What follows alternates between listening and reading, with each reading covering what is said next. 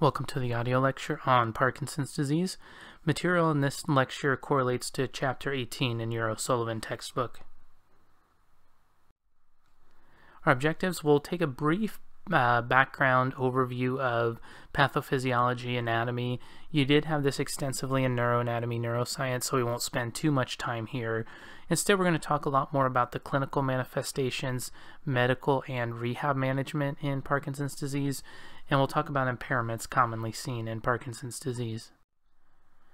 So Parkinson's is one of the more common conditions you'll see, about 1 million in the United States, 7 to 10 million worldwide. Second only to Alzheimer's among neurodegenerative disorders. Average age of onset, 50 to 60 years. You will see cases where someone has received a Parkinson's diagnosis at an earlier age, but typically we're going to be talking about 50 to 60-year-old when they get the diagnosis. Two kind of subtypes based on whether they know what the cause is or not. So idiopathic is going to be 78% of cases.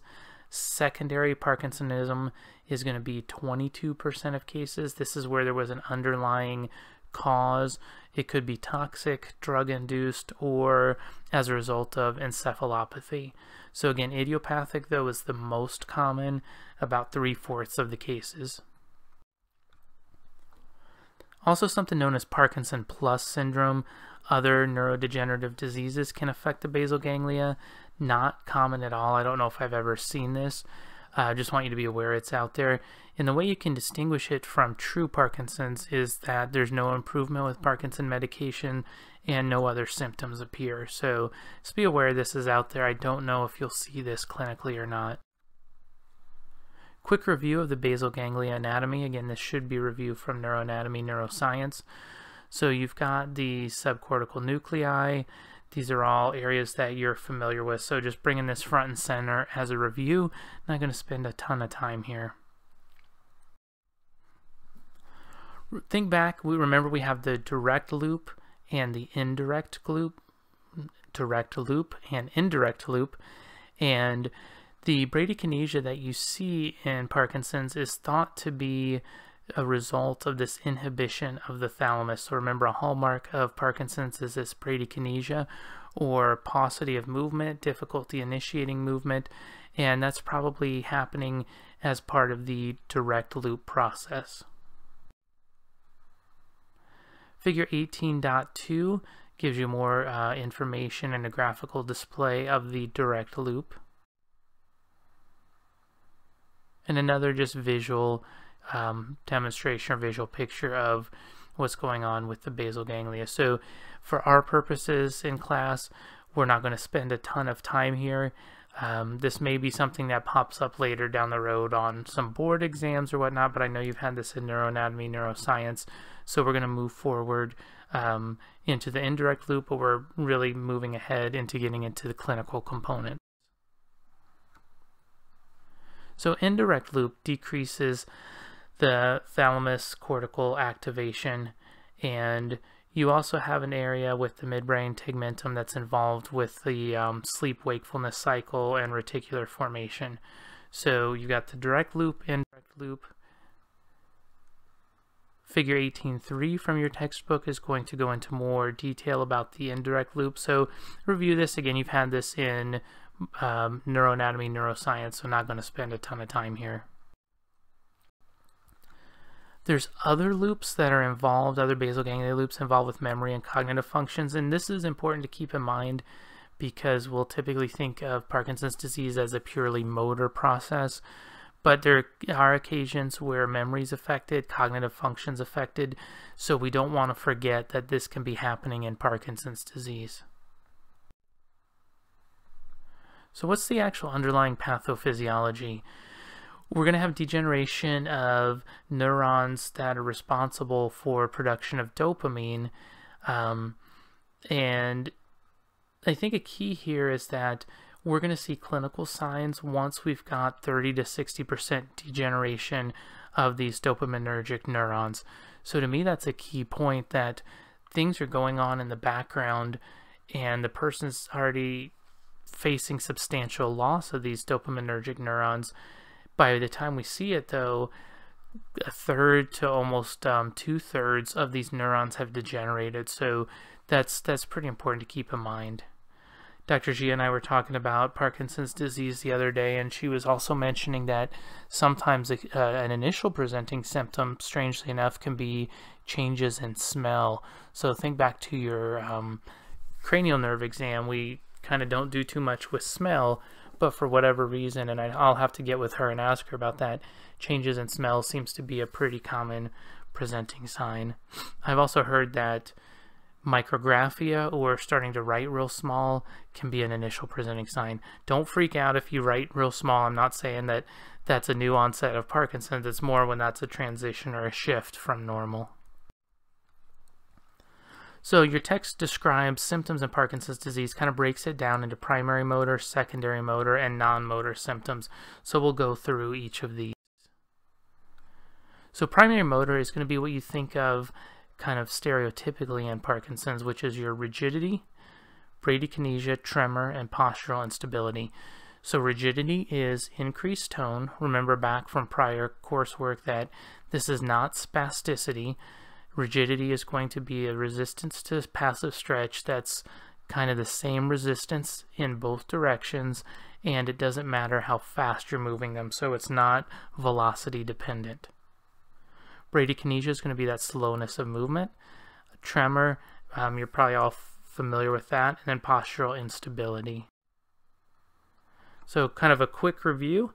The muscle tone, hypertonia versus hypotonia. So Parkinson's is going to be a hypertonia, and it's going to be considered rigidity. And as mentioned before, rigidity, we're going to have the increased resistance regardless of speed or direction. That is going to suggest basal ganglia. And you've got kind of you'll see some descriptors, cogwheel or lead pipe. So cogwheel is kind of that catch and release, and lead pipe is, it's a funny description, but it's like you're a superhero bending a lead pipe, so that resistance is the same the whole way through. Cogwheel, they think it's rigidity with that superimposed tremor, which is why the tone varies as you push through it. So, kind of already mentioned this, but cogwheel is that catch and release. Lead pipe is the uniform increase in tone. When you're documenting, you don't need to necessarily put this down, but you may see this written in medical records, and you can put it down. That's completely fine, so I want you to be aware of these terms. So think about the cogwheel versus lead pipe. Big thing with rigidity is it can lead to contractures and postural deformities, and it makes sense that if someone has a lot of rigidity, they're already having trouble moving, and now they're trying to push through this rigidity. It's going to increase their energy expenditure and fatigue levels. Bradykinesia is another primary motor symptom. It's slowness of movement. This is definitely disabling, and think about, so they have a tough time initiating movement. This is where doing your timed up and go comes in, kind of looking for this component. There's multiple associated symptoms. I've already mentioned the micrographia, the small handwriting. A couple other symptoms associated with this slowness of movement to include bradyphrenia. That's slowness of thought. Honestly, outside the textbook, I had not heard of this, but this would kind of make sense. Akinesia is absence of spontaneous movement, so a lot of us will move spontaneously, maybe weight shift, or make certain movements without really thinking about it, and akinesia means that this is no longer happening. I haven't heard it described as hypomimia. I have very frequently heard it documented or written masked face. So what will happen is someone with Parkinson's looks like they're not smiling at all. They have no expression. So you may tell the best joke in the world, and the person is just sitting there not responding, and they may have actually found the joke very funny, but they've got a masked face. So this can be challenging for the patient and family because they can't convey emotion. It can be challenging for you working with the patient because you're not getting any feedback from the patient when they have a masked face. Freezing, so this is a lot of times you'll hear clinicians talk about patients will freeze at doorways or with transitions in the environment. Freezing's more common with competing stimuli, so that may be also somewhat of a dual tasking, where there's increased cognitive demands, and then patients kind of freeze where they just stop moving altogether. And obviously if someone's walking and they freeze, this can present a big problem in terms of fall risk. Tremor is involuntary shaking or oscillation experienced by about 70% of patients in the early stages. You have two main types: postural tremor in the head and neck. So this is seen when the patient's in anti-gravity. And then you've got the resting tremor, and this can be suppressed by activity. So they're just kind of hanging out, not doing anything. You see the resting tremor, they're engaged in purposeful movement, and that resting tremor will go away. You may also hear the term pill rolling, and I've attached a video here so you can kind of get a sense of what that looks like. There is action tremor. That tremor will continue with movement, and it's typically seen in more advanced disease. So the resting tremor can be suppressed by activity, action tremor cannot, and the action tremor is usually in more advanced stages. In general, though, tremor is less pronounced when the patient is completely relaxed. So I can't remember if this presentation or the textbook talks about relaxation, but in general, you've kind of picked up a theme. MS, the exacerbations can happen with increased stress. Here in Parkinson's, if the patient's completely relaxed, the tremor is less pronounced. So stress or overall relaxation are two sides of a coin that if all things being equal, we'd prefer the patient be more relaxed, as stress is just going to make things worse. Postural instability is going to worsen as the disease progresses. There's going to be multiple contributing factors. The rigidity is going to kick in, limiting motion in the spine and extremities. They're going to have decreased muscle torque. They're not able to produce as much force. And as the postural instability worsens, the fall risk goes up. And according to your text, 70% of patients with Parkinson's report falls in the past year, which is astronomically high. So with this postural instability, you see these impairments: the rigidity, the loss of range of motion, decreased muscle torque.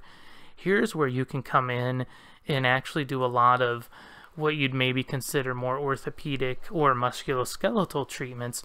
You're probably not doing a lot of traditional facilitating or neuro treatment. These may be patients that you are really capacity building, strength training, maybe doing some manual therapy, getting their musculoskeletal system going. And later on we'll talk about treatments for Parkinson's, and I've included a link to some to rock steady boxing. Boxing's becoming more popular in the treatment of Parkinson's disease, and this is intense exercise that is addressing some of these impairments. Kind of along with that, you're going to have trouble with muscle performance, motor function, and then gait. So the muscle performance is something we've kind of touched on already, I think, as a primary motor symptom, but it also is considered into the secondary motor symptoms. Torque production is going to be reduced at all speeds, so they can't produce as much force no matter if they're trying to go fast or slow. And because of their bradykinesia and their trouble coordinating movements, their motor units aren't firing in a synchronous fashion, which means that they're not going to be as coordinated, but they're also not going to be as strong, and they won't be able to smoothly increase the firing rate of their motor units. This may progress to disuse atrophy, and similar to MS, fatigue is going to be a common complaint. So you'll monitor for that, but similar to MS, I haven't seen anything that exercise makes fatigue worse. In fact, the evidence is that exercise is overall beneficial. So you'll want to be aware of fatigue. You may need to look at outcome measures or ways to document it, but it's not contraindicated to exercise if the patient's complaining about fatigue. Motor planning deficits are going to be apparent for both automatic and voluntary activities. Accuracy worsens when there's attempts to increase speed, and this is part of Fitt's law that I think Dr. G has alluded to in the past. I may have made mention of it. So as you try and go faster, you're less accurate targeting. As you try and go slower to be more accurate targeting, obviously you're going to lose some speed. Your start hesitation is going to get worse as the disease progresses. So, and you'll pick this up in the clinic. You have someone sitting there and you say, okay, let's stand. and it's like they're stuck at the starting line. They have a hard time initiating the movement. This will get worse as the disease progresses. Motor learning is impaired with complex tasks. So here's a case, especially as the disease progresses, where you may need to do a blocked practice and maybe a closed environment to make it easier. So we've kind of made some mention with Parkinson's that patients might struggle with dual tasking. Their cognitive demands are already high in trying not to fall or trying to initiate movements, and because of this we may need to make the environment and the practice schedule more on the beginner side. So we've kind of emphasized in class we want to move from blocked practice to more of a varied practice, or from a closed to an open environment. But here, if your patient's cognitively overloaded or using a lot of cognitive processing to not fall, to initiate movement, you may need to move over to that blocked practice. Festinating gait is kind of that running to try and catch up. So it's the increase in speed with the stride shortening, and this is, once you've seen it, you won't really forget it. Big difficulty with turn. So again, this is why timed up and go is so valuable. It looks for that bradykinesia. It'll pick up difficulty with the gait in a straight line, and it'll absolutely pick up trouble with turns. And I've included a YouTube video that gives a demonstration of festinating gait. Alright, so there's a whole list of non-motor symptoms, including sensory symptoms, dysphagia, speech disorders, cognitive dysfunction, depression and anxiety, autonomic dysfunction, and sleep disorders. So again, we spend most of the time talking about motor symptoms, but it is important to know that non-motor symptoms can be present as well. In true Parkinson's, there should not be a primary sensory loss, but here, as mentioned earlier, changes in sense of smell is common, and I don't understand the underlying mechanism behind it, but it is a common process. Medications could cause visual disturbances, so need to look out for that. And then there's going to be pain present in about 50% of patients, and this can have a multitude of contributing factors. Some central nociception, so some central changes in processing pain. Definitely depression. So as depression worsens, people will present with physical pain, and in many patients with depression, pain is their initial presenting symptom. So this wouldn't be happening in Parkinson's, but in general there is a very strong interplay between depression and pain. So if this patient with Parkinson's is depressed, chance that there may be pain from as an outcome or a consequence of the depression. And then postural stress syndrome. So some of you have mimicked being patients in class, and you've noted even just having a more kyphotic posture for a while, or a stooped posture, even for a few minutes, you go, man, this kind of hurts, or this, I'm kind of sore. So think about if you were in that posture now for basically daily for weeks, months, years at a time.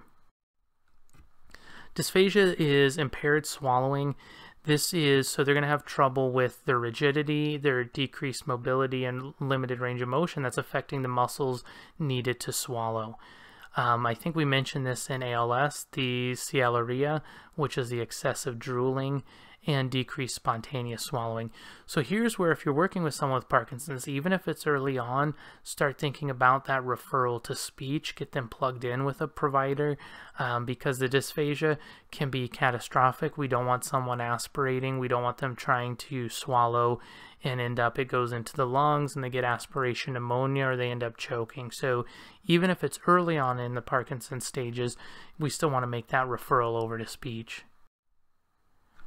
And this is I've just mentioned speech referral. If you see speech disorders, obviously make that referral as well. So hypokinetic dysarthria. Dysarthria is trouble speaking. This is difficulty using the muscles of speech production. So here you have decreased volume, a monotone speech, uncontrolled rate. It's going to be 75% of patients, which makes sense because the Parkinson's is affecting the muscles of speech production, and they have this bradykinesia in their gross motor movements. They're going to have it with speech production as well. Cognitive dysfunction, unfortunately, is common. Parkinson's dementia is going to be present in 20 to 40% of patients, And if dementia is present, there's going to be an increased mortality risk. Montreal Cognitive Assessment is recommended, or this is known as the MOCA. For those of you that listen to the TBI podcast, Maria talks a little bit about the MOCA. And I've got a link here, so if you want to look that up, you can add this to your toolkit. Depression, your text lists that depression is going to be common in about 40% of patients. That number almost seems low to me, but we'll go with what the textbook says. Anxiety in almost the same amount of patients, 38%. Dystemic disorder, chronic depression, low mood, it's going to affect appetite, sleep, and concentration. So this is important to know because depression and lack of sleep makes everything worse. So as you're looking big picture at your patient, you need to consider if depression's present, are they sleeping, how are they doing as an overall person, because this can absolutely affect their Parkinson's symptoms. Autonomic dysfunction. This is something I hadn't really considered too much in clinical practice, but it makes sense. And thinking back on it, I did probably have some patients who are experiencing autonomic dysfunction. So here we've got Lewy bodies in the autonomic nervous system. This is a direct manifestation of the disease. And this can affect the GI system, cardiovascular system, can affect sexual functioning, and the respiratory system. So keep all of those in mind. So you might be thinking, man, is this person doing okay in terms of going to the bathroom? Are they getting the nutrients they need? How is their breathing? Be really aware of the orthostatic hypotension. So if this autonomic dysfunction affects their cardiovascular system, let's say this is someone who's a little bit older, maybe they're on hypertensive medication because they typically have high blood pressure, but now they're developing some autonomic dysfunction and they're going into orthostatic hypotension. That's the person that could get up and stand up to walk, their blood pressure bottoms out, now you've got a fall or a risk for falling. So be aware of monitoring vitals. Sleep disorders, excessive daytime somnolence. So these are people that are drowsy or can't be roused during the day because they're not sleeping at night. They've got insomnia. And this altered sleep cycle can cause patients to act out dreams. And again, as mentioned before, lack of sleep just makes everything worse. So you need to be aware of how your patient is sleeping. Also, lack of sleep can contribute to the depression or anxiety. So you've got someone who's got a central nervous system neurologic condition. Now they're not sleeping, which is adding to their depression, which adds to them not sleeping, and it's a vicious cycle. So sleep is critical. Do want to call your attention to text page 816, box 18.2. I'm not going to include it here in the presentation. We've discussed a lot of these, but do want you to be familiar with the cardinal features of Parkinson's disease. Now we're moving forward into clinical course and classification. So we talked about a lot of kind of presenting findings, things to look out for, both motor, non-motor, secondary. So these are all ways a patient may present. Now let's talk about ways that patients may be classified in terms of their clinical course. So, and this is very general guidelines that not every patient is going to follow this, but generally speaking, there's going to be a subclinical course. So before diagnosis, there's going to be some progressive symptoms for about 5 years. So again, that makes sense. We've got that degeneration that's happening that we don't see clinically until it's about 30 to 60%. So we've got about a 5-year period of subclinical worsening. The mean Parkinson's disease duration is 13 years is what your text mentions. I think it's probably that time period is lengthening. So, but what's assumed in that is that from diagnosis to death is going to be 13 years. And that would make sense to me if someone's diagnosed, you know, late 60s or whatnot. But I think with medication management, medical management, I think that mean duration is probably coming up. And I'll need to check some references to see if this is still the case or if that number has come up. Two main classification systems for Parkinson's. You got HONYAR, which is the one we'll focus on, but you will see a lot the Unified Parkinson's Disease Rating Scale. I think that's used more by researchers, and so I've got a link here that you can look it up. The reason I don't think it's used as much clinically is it's a little bit longer I guess, outcome measure, a little bit longer rating scale than HONYAR. So as you're working with someone with Parkinson's, you've got a lot of clinical components you're checking.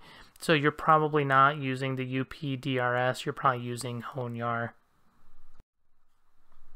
So here's HONYAR. It's the stages from 1 to 5, similar to other scales.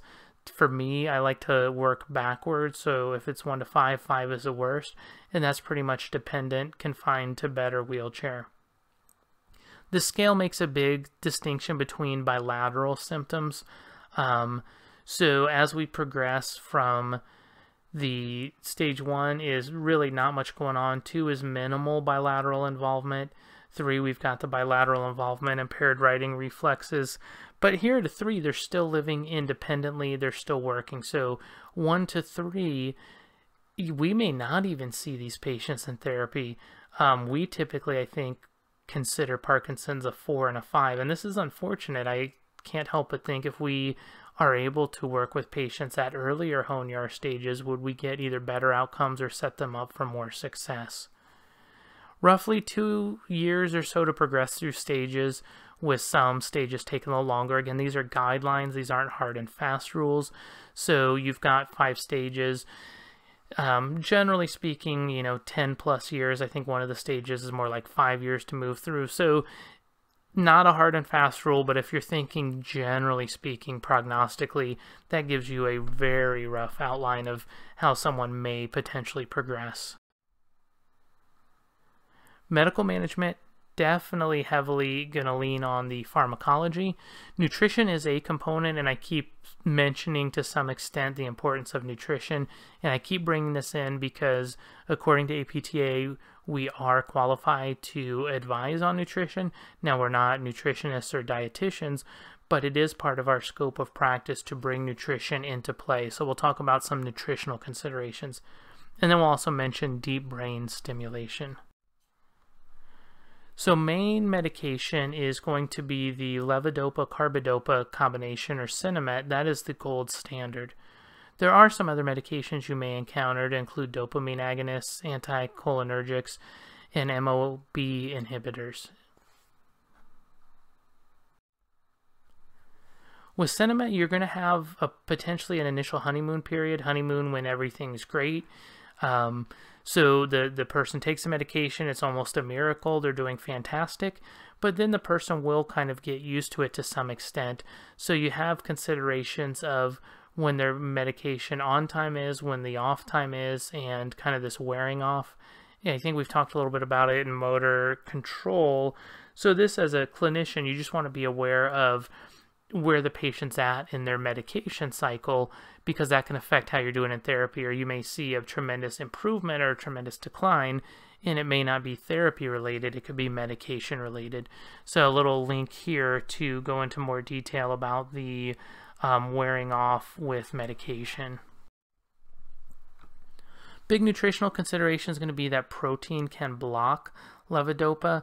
So generally speaking, the diet recommendation is going to be high calorie, low protein diet. So need high calories because they need to keep their strength up.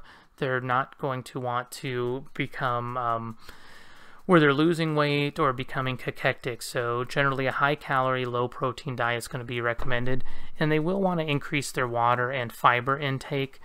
That's again because of GI problems that can come up from the autonomic dysfunction. So increase water and fiber intake. Deep brain stimulation is where electrodes are surgically implanted into the subthalamic nucleus, or less frequently the globus pallidus. The impulse generator is then implanted into the subclavicular area, and this is usually used in advanced PD. And I've had students ask, well, why not use it sooner? And I think I'd really have to ask a surgeon or a physician about that. I wonder if it's because of the risk factors inherent in surgery. So this is not something that's used early on, typically used in advanced PD, and I've linked a couple YouTube videos here so you can see the difference is pretty pronounced when the deep brain stimulation is kicking in. So physical therapy for PD, let's get to the meat and potatoes here of what we can offer. So Morris in 2010, and I've linked the reference, recommended a three-pronged evidence-based approach. So emphasis here is going to be strategy training, management of the musculoskeletal issues, and promoting activity and preventing falls. And when you boil it down, we're still going to be impairment-based. We're going to treat the impairments we find, but you can see how Parkinson's, so much of what's going on interacts with each other to contribute to so many impairments, so many activity limitations that it can be challenging to figure out, okay, what are we going to emphasize or where do we need to focus? So we are going to talk about strategy training, manage the musculoskeletal issues, and promoting activity, preventing falls. In terms of strategy training, your frontal cortex can compensate for the basal ganglia. So here's where we can use external cues, visual, auditory, to manage the bradykinesia. You might see people in the clinic using metronomes to give that tick, tick, tick, tick to try and encourage the patient to step when they hear the ticking sound. Or the person that's kind of frozen or can't stand, you might hear the therapist go 1, 2, 3 and kind of give them that quick verbal cue to stand. Can use visual cues, so tape or cones on the floor, stepping up and over them. So this is kind of anticipatory or feed forward, but you can use other areas of the brain to compensate for basal ganglia. Capacity here is going to be obviously better in mild to moderate disease. And here's, again, thinking of your motor learning, motor control. If we're having a high cognitive demand and someone's in the later stages of Parkinson's, we don't have a lot of reserves to work with, so we're going to have a blocked practice with the closed environment. Someone in the beginning stages of Parkinson's can handle the tougher, varied practice and open environment. So again, someone's needing to use a lot of those cognitive resources. We're not going to give them a lot of other cognitive challenges when learning a new strategy. We're going to do a blocked practice with a closed environment. Managing musculoskeletal issues, you're going to treat what you find. But I did find it interesting, your text mentions that certain key improvements can lead to improvements on outcome measures. So if you improve range of motion through the trunk, you're going to get an improved functional reach, which makes sense. I'd also say in terms of functional reach, many patients are scared of leaning forward. So working on other strategies is going to help with that functional reach as well. If you get the legs stronger, you're going to have an improved 6-minute walk test, and aerobic conditioning is also going to lead to an improved 6-minute walk test.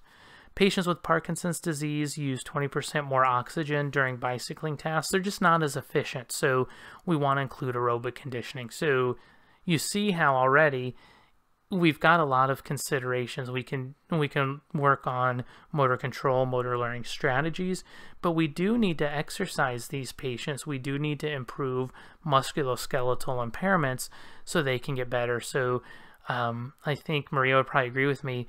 A lot of times as a PT, working with someone with Parkinson's is actually quite fun because there's a lot that you can do, and you can exercise and push these patients pretty hard actually.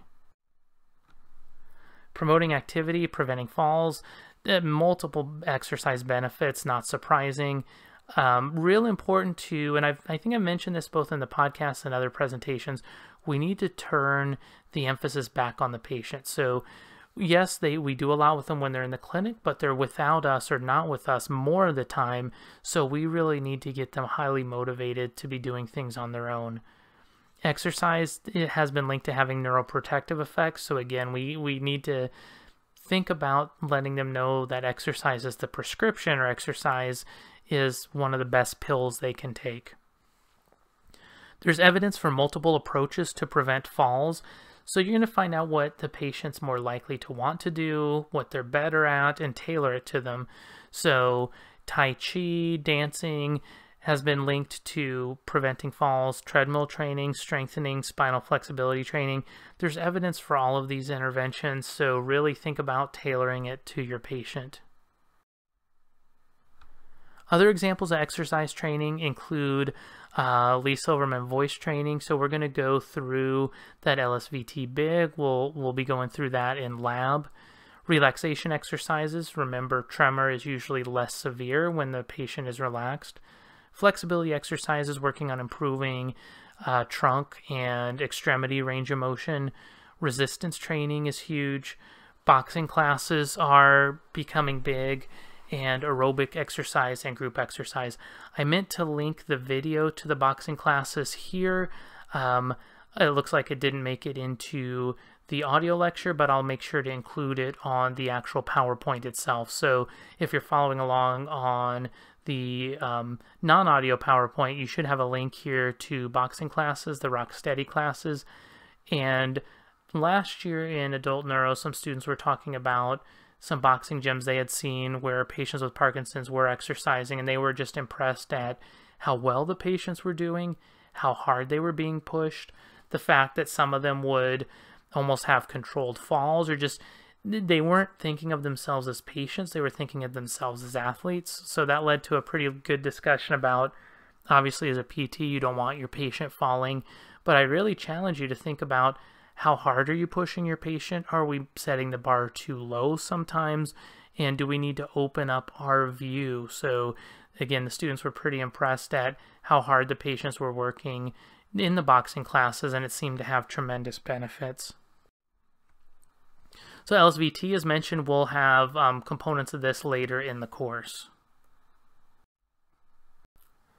Functional training, so we've got the general strength training, general aerobic conditioning, but we can also break down specific tasks and work on these when we're treating patients with Parkinson's. So bed mobility, sitting, sit to stand, standing, a lot of the lab skills we've already incorporated this semester, we can use with Parkinson's. So again, you see why, in my opinion, it's fun to work with someone with Parkinson's. You have a lot of different options. All of them will probably be effective.